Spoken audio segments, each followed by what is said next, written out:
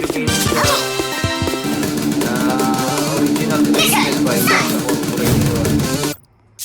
Noong mga panahon ng 90s, sa video arcade game lang siya nalalaro. Yung mga video game na hinuhulugan ng coins, 5 piso.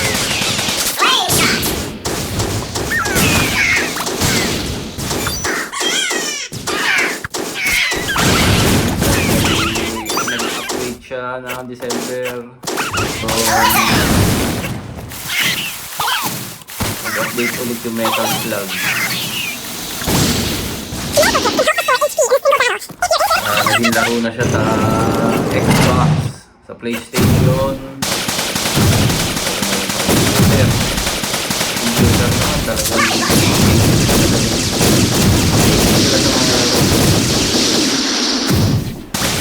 lumabas ng Metal Slug Double X noong 2008 na to ng Metal Slug natin. At ngayon lumabas yung Metal Slug, ano bagong Metal Slug Awakening. Nakikita nyo, ibang iba na yung mga karakter niya. Pero sigurado yung mga bata ko. Bata ko, enjoy ako dito eh. Kasi 5 piso kada laro. Ganda na ng graphics niya.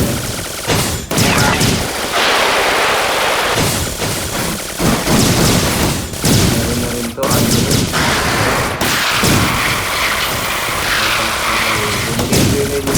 laro ng mga nalaro ng mga tatay nila eh.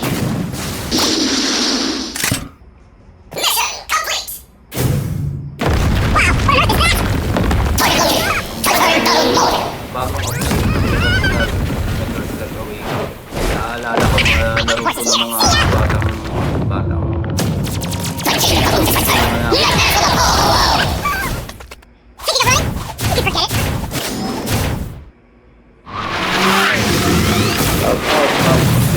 Garito Koreano, maraming salamat po naman sa mga Hawaii po yata.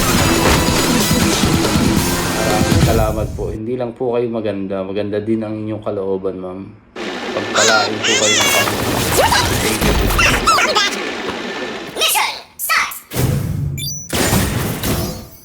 Shout out natin si Mac Barrientos ng Kalambala din na dati. Ngayon nasa Kabuyaw siya.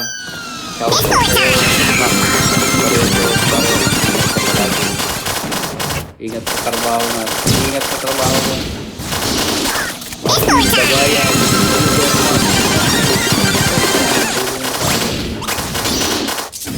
Maraming salamat sa iyo, Marvin Bagayan.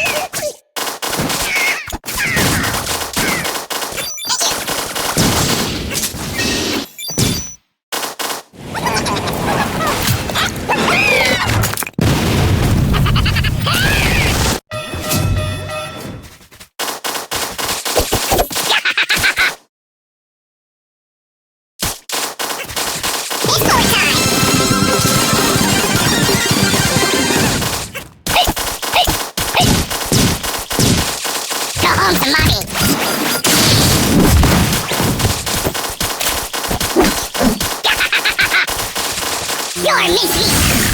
It's story time!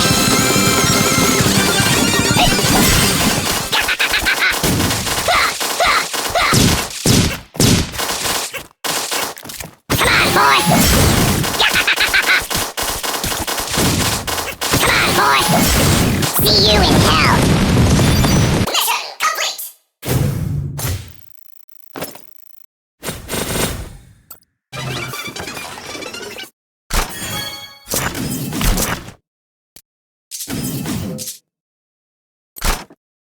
Theo? Nice to see you here. What's the matter? Goodness, you're okay. You lost contact with us in the Thunderpod. We were worried sick. No big deal. How'd you know I was here? There was that strange lightning that hit the Morgan Army barracks. All my crew experienced the same phenomenon.